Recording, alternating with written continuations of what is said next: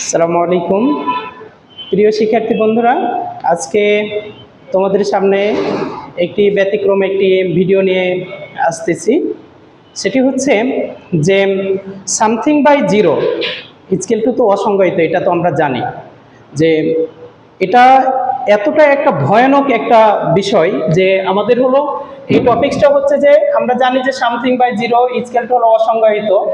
এই জিনিসটা যে এতটাই একটা ভয়ঙ্কর একটা বিষয়, এটা যদি তোমরা না বুঝতে পারো না, তোমাদেরকে আমি যদি না দেখাই তাহলে তোমরা কখনো কল্পনা করতে পারবে না, এই বিষয়টা কখনো কল্পনা করতে পারবে না। তো এই জিনিসটা আমি তোমাদেরকে দেখাবো, যেমন একটা মানুষের সাথে মানে ভালো মানুষের সাথে যে একটা দুষ্ট মানুষ অতি সহজে মিষ্টি মিষ্টি কথা বলে যে মিশে যায়, যে যে ক্ষতিটা করে, সেই রকম ম্যাথের মধ্যে সামথিং বাই জিরো এই যে একটা অসংজ্ঞায়িত, এই জিনিসটা ঠিক তদরূপ বা ওই রকমই একটা বিষয়। যেমন আমি তোমাদেরকে একটা জিনিস দেখাচ্ছি। মনে করি যে এ ইজকেল টু বি, আমরা দুইটা চলক নিলাম এবং এটাকে ধরে নিলাম যে এ ইজকেল টু বি, দুইটি সমান। এরপরে আমি যে জিনিসটি করব সেটি উভয় পক্ষকে আমি এ দ্বারা গুণ করতে চাচ্ছি। তাহলে এ গুণ এ ইজকেল টু এ গুণ বি।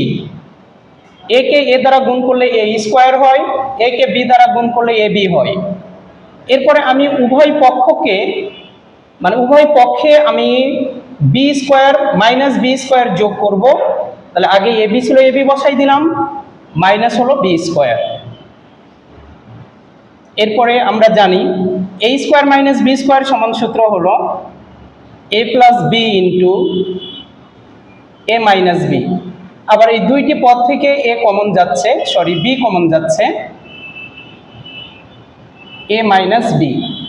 এবার আমরা উভয় পক্ষ থেকে আমরা এ মাইনাস বি কে তুলে নিলাম। তাহলে A plus B is equal to B.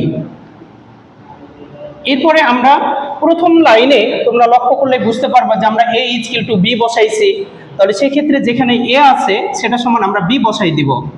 অর্থাৎ যদি আমি বি বসাই তাহলে এ ইজকেল টু বি প্লাস হলো কত, বি ইজকেল টু বি। একটা বি আর একটা বি যদি আমি যোগ করি তাহলে টু বি হবে ইজকেল টু বি। এবার আমি উভয় পক্ষকে যখন আমি বি দ্বারা ভাগ করে দেবো তাহলে টু ইজকেল টু ওয়ান। তো প্রিয় শিক্ষার্থী বন্ধুরা, এমন একটা জটিল বিষয় যে এখানে কি রূপ ধারণ করতে পারে যে something by zero equal to যে অসংজ্ঞায়িত কোনো সংখ্যাকে জিরো দ্বারা ভাগ করলে এটি কত বড় ক্ষতি করতে পারে, সেটা আমরা এখানে দেখতে পাচ্ছি। যে আমরা দেখতে পেলাম যে টু ইজকেল টু ওয়ান হয়ে গেছে। তো এটা কি বোঝা যাচ্ছে যে আমরা এখানে কোথাও জিরো দ্বারা ভাগ করছি?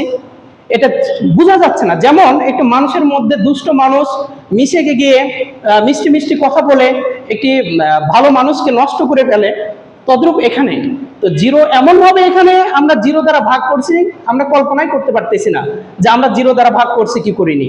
তো আমি দেখি যে এখানে আমরা জিরো দ্বারা কোন লাইনে ভাগ করছি, এখানে আমরা দেখতে পাবো যে আমরা যে মানটাকে এখানে আমরা ধরে নিয়েছিলাম যে এ ইজকেল টু বি, তো এটা যদি আমি বি কে পরে পার করে নিই তাহলে কি হয়ে যাবে, মাইনাস, তাহলে ইজকেল টু জিরো। তাহলে A minus B is equal to zero. তাহলে এই জায়গাতে আমরা করেছি কি, এ মাইনাস বি দ্বারা উভয় পক্ষকে ভাগ করছি, এর মানে অবশ্যই জিরো দ্বারা আমরা উভয় পক্ষকে ভাগ করছি। তো প্রিয় শিক্ষার্থী বন্ধুরা, আমরা জিরো দ্বারা কোনো সংখ্যাকে আমরা জিরো দ্বারা ভাগ করতে পারবো না। আর যদি ভাগ করি তাহলে এইরকম একটা আমাদের একটা প্রবলেমের সম্মুখীন আমরা হবো যে টু ইজকেল টু ওয়ান হয়ে যাবে। এই জন্য এই জিনিসটাকে আমরা ক্যালকুলেশন যদি আমরা দেখি এখানে কোনো ভুল নেই, তবে আমরা দেখতে পাচ্ছি যে কোনো সংখ্যাকে জিরো দ্বারা ভাগ করলে সেই সংখ্যাটা কি ধরনের বিপদ ধারণ করে সেটা আমরা এখানে দেখতে পাচ্ছি। আশা করি তোমরা এটা বুঝতে পারছো। আর এটি বুঝতে পারার পর তোমরা আর কখনো কোনো সংখ্যাকে জিরো দ্বারা ভাগ করবে না। সবাইকে ধন্যবাদ, আল্লাহ হাফেজ। যদি আমাদের ভিডিও ভালো লেগে থাকে তাহলে অবশ্যই আমাদের সাথে থাকবেন, লাইক এবং কমেন্ট করে। সবাইকে ধন্যবাদ, আল্লাহ হাফেজ।